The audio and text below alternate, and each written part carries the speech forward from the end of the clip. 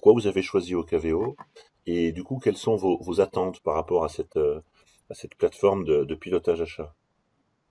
Alors c'est vrai qu'on vient de démarrer tout juste le projet en interne, on est en phase d'implémentation de données dans l'outil Ocaveo.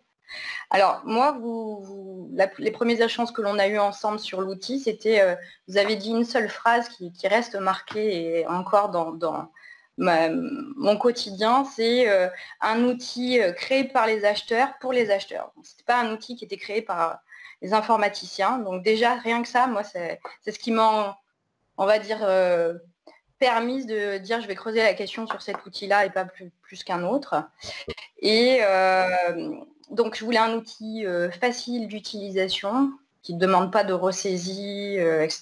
Donc de perte de temps. Et donc en interne, nous ne sommes que 3, donc il faut aller très très vite sur toutes les démarches.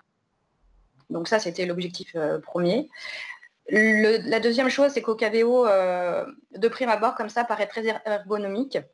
Donc globalement, vu l'implémentation qu'on est en train de faire, ça se confirme. Et surtout, moi, je voulais un outil de communication en interne sur tous les projets qu'on est en train de mener. Les fichiers Excel, les mails, etc.